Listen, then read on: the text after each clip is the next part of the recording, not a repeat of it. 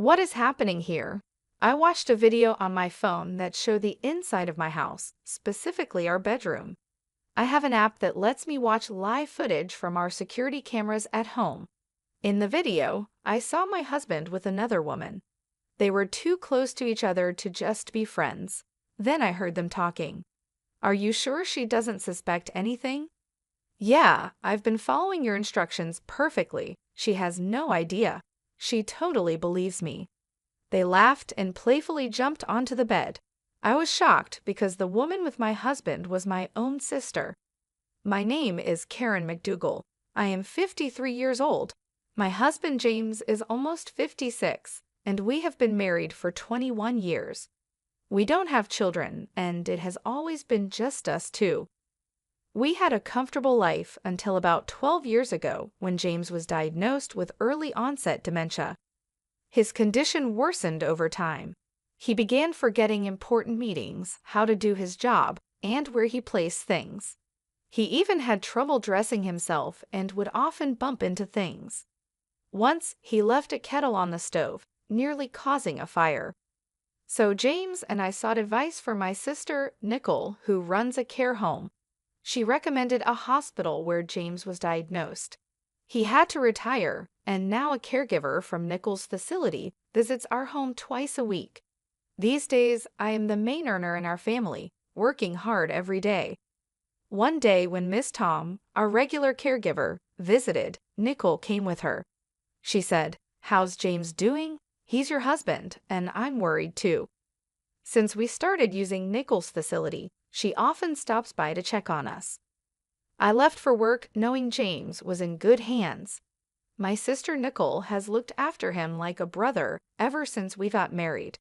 She always wanted a big brother when we were kids. She was very upset when James was diagnosed with dementia. Although she's busy, she often checks on us, which I really appreciate.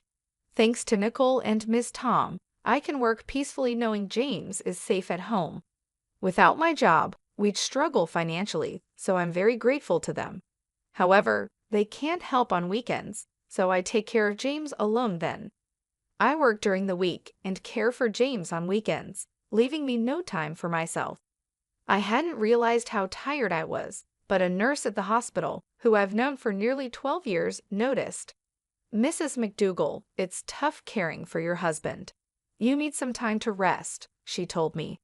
I know I can ask Nicole and Miss Tom for emergency help, but I don't want to trouble them more. By the way, there's a new nurse here from a specialized dementia hospital in Kansas City. She might help you. Look, there she is. I looked where the nurse was pointing, and to my surprise, it was Judy, my best friend from college. We hugged and caught up happily. Judy, who played softball in college and still looked sharp with her neat, short haircut, exclaimed, "Karen, you haven't changed at all." "Neither have you, Judy. I'm so glad to see you," I replied. Judy had waited for her children to grow up, divorced, and moved back to her hometown. "Let me know when you're free for coffee," she suggested. Just then, James came out in his wheelchair after his tests. "This is my husband James," I introduced him. "It feels like it's been forever since our wedding." "Yes, it has been a long time," I replied to Judy, my friend from college. As she bent down to look James in the eyes, he was sitting in his wheelchair. Judy paused, looking a bit unsure. "Oh, sorry, James. We met at your wedding, right?" she asked. James smiled at her and replied, "Is that so? I'm looking forward to your future care. Thank you in advance." Judy seemed to have a thoughtful look as she observed James. Noticing my confused expression, she stood up smiling. "I've taken care of many patients like your husband, so I might be able to offer some advice. I think I can help, so feel free to ask." "Yeah, I'll definitely rely on you. Thanks, Judy," I said. We said goodbye to each other after that. Over the next few months, I ran into Judy a few times, like when I went to pick up James's medicine or when his health got worse. Each time, Judy looked at me with concern, but I pretended not to notice and just shrugged it off. A few months after reuniting with Judy, James and I went to the hospital together. As James was called in for his checkup, I heard someone call, "Karen." It was Judy, looking serious. "Is something wrong?" I asked. "Your husband James just went in for his examination. Do you have a moment?" Judy asked. "Sure, I guess," I replied. Judy led me to a counseling room. "Karen, how is it taking care of James? Are you managing okay?" she inquired. "Thanks for asking," I said. I shared with Judy about James's recent health and how the constant caregiving was wearing me down. Judy listened intently, seeming concerned about my well-being. But then she started to say something surprising. "Actually, Karen," what she said next was hard to believe. About a week before we met again, Judy told me she was shopping in town when she saw Nickel with a man she recognized. Nickel introduced him as her boyfriend. Later, at the hospital, I realized the man was James, my husband. It was all very confusing. "Judy, that explains the strange look you had when we met," I said. Judy had seen Nickel and James together in town just a week before our meeting. However, James didn't seem to notice Judy. Back then, I looked different. I had long hair and wore glasses, which might be why he didn't recognize me. Judy also mentioned something else that bothered her. She felt James's behavior at the hospital didn't seem right for someone with dementia. He acted just like someone she had seen at her old job who was faking dementia. The man she saw in town walked confidently and responded clearly, looking perfectly healthy. "Could you have mistaken someone else for him?" I asked. "I don't think so," Judy replied. "You know how James has those distinctive moles under his right eye? The man with Nickel had them too. It's quite a unique feature." Judy realized she might have spoken inappropriately about my husband and apologized. But it was true, James does have those moles, and it's rare for someone else to have the same ones in the same place. Could James have been pretending to have dementia for 12 years and be having an affair with Nickel? The story was hard to believe, but Judy isn't known to lie. "I don't think this hospital is very good," Judy admitted. "The doctors aren't great, and I've heard some bad rumors. It seems odd that they have so many patients. I think you should get James properly checked to see if he really has dementia," she suggested seriously. After hearing what Judy said, I went to a large store and bought a home security camera. I placed it in hidden spots in the living room and bedroom to secretly record what was happening while I was at work. I set it up to connect to my smartphone and checked it during my breaks. Surprisingly, James acted differently than he did around me. He wasn't lost or confused about where things were. He seemed to be living normally. Also, when Miss Tom, the caregiver I had hired for James, came over, there was no sign of her actually taking care of him. Furthermore, I discovered that Nickel had been visiting my house frequently while I was away. The camera also captured their conversations clearly. "You're not getting caught pretending to have dementia, right, James?" "Yeah, because I'm doing just as Nickel suggests, pretending not to know the date or where things are as working perfectly, pretending not to write or go outside, and thinking it's day when it's actually night would be good too. Karen is a trusting person, so I don't think she'll suspect anything." "Is Miss Tom okay? Won't she spill the beans?" "Ah, she's fine. She's a single mom with a kid, so she needs the money. I've been giving her a bit more salary, and she's been keeping quiet."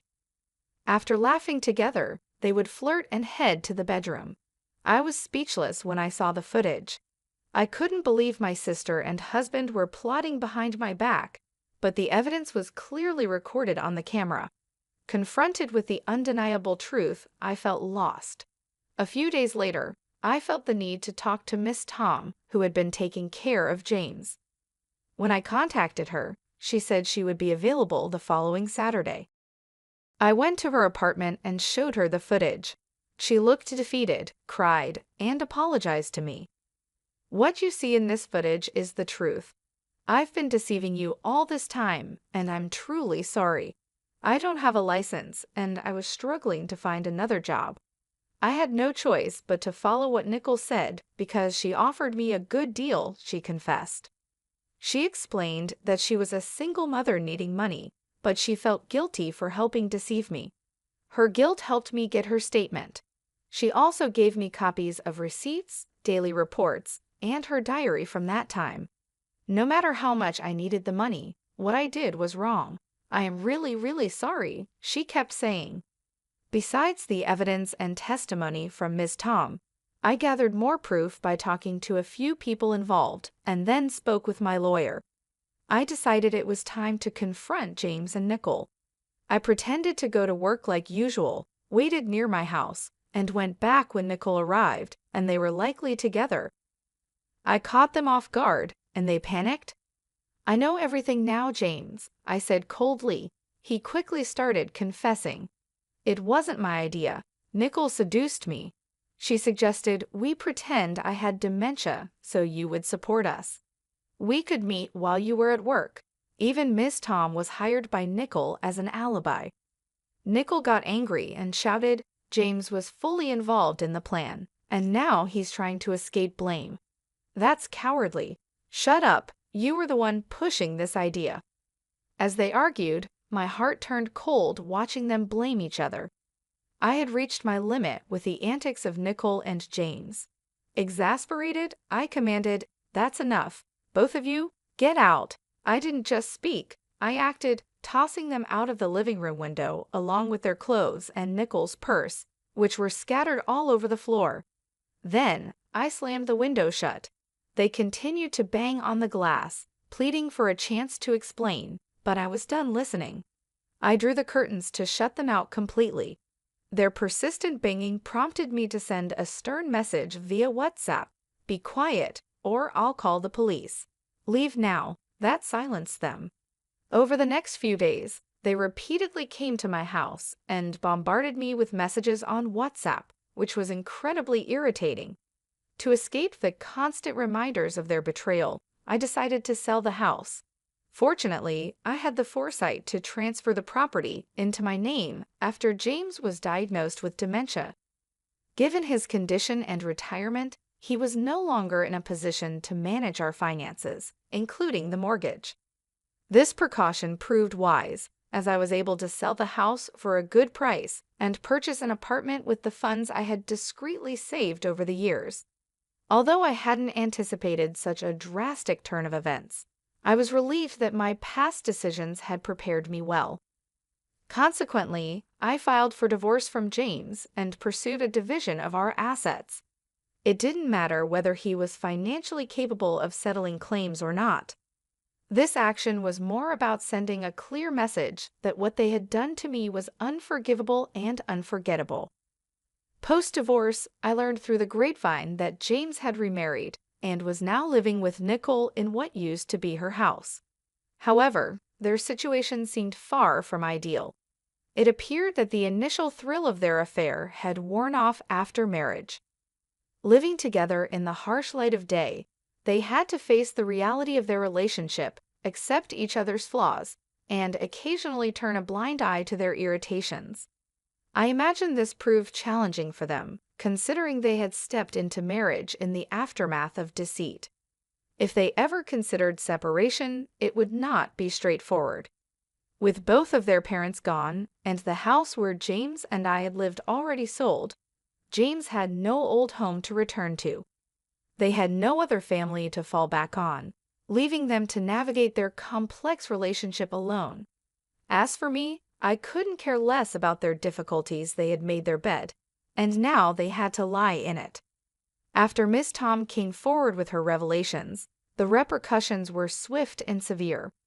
Nicole's care facility had its license revoked and was subsequently shut down.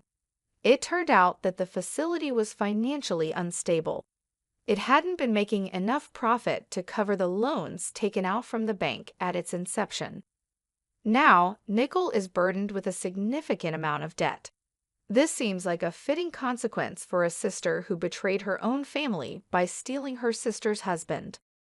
The doctor who issued the fake diagnosis for James also faced serious consequences following the exposure of his malpractice.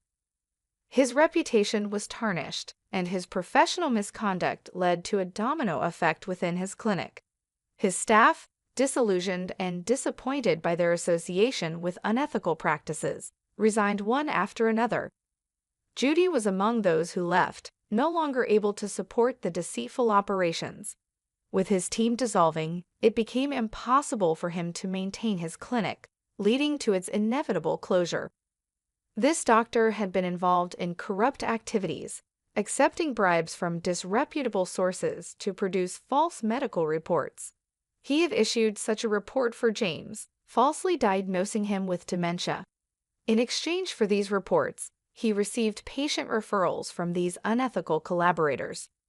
This explained the influx of patients at his clinic despite his lack of skill and poor reputation.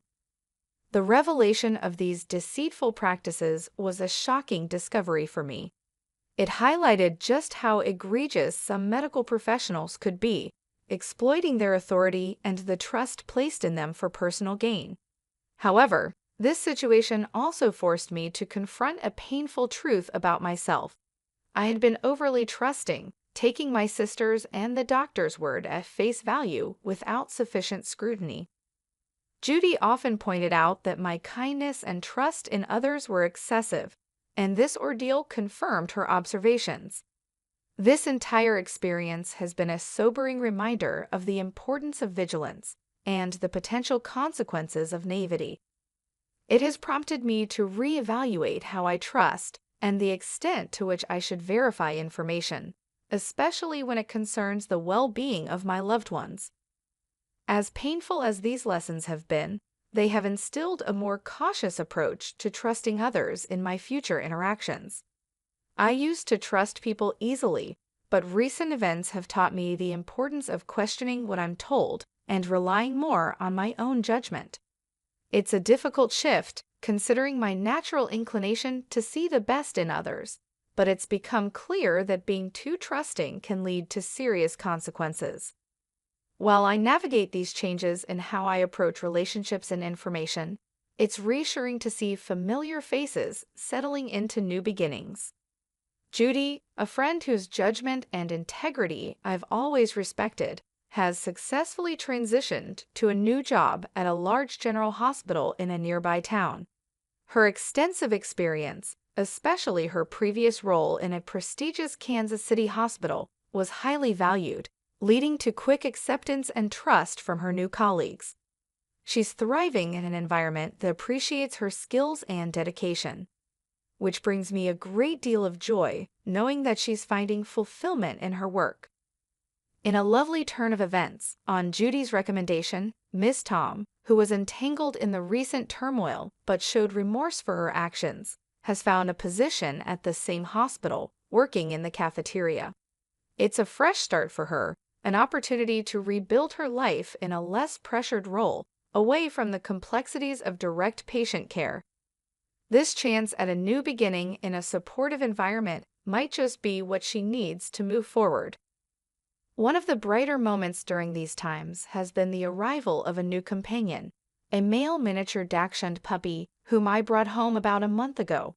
His joyful demeanor and playful antics are a constant source of comfort and delight after long, tiring days.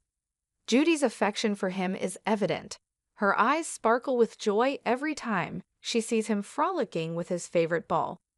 While she insists that her frequent visits are purely to indulge in his cuteness, I know there's more to it. Judy is considerate and caring, often using her love for the puppy as an excuse to check on me, ensuring I'm not just coping but thriving despite the challenges I've faced. These visits from Judy have become a cherished part of my routine.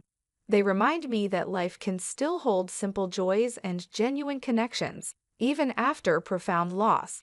The laughter we share, the quiet moments spent in companionable silence, and the comfort of having someone who understands and supports me unconditionally are invaluable. It has led me to reflect on the unexpected paths life takes us on, and how sometimes the outcome isn't as bleak as it initially seems. Losing my husband in the way I did was devastating, and the betrayal cut deep. However, Finding solace in my friendship with Judy and the unconditional love of my new puppy has given me a renewed sense of purpose and happiness. It's in these small, everyday moments with them that I find strength and recovery. As I adjust to this new phase of life, the idea of living a single life, enjoying the company of my dear friend, and my delightful puppy doesn't just seem bearable, it feels genuinely fulfilling. Perhaps this is what contentment looks like for me now: simpler, quieter, but no less rich in love and companionship.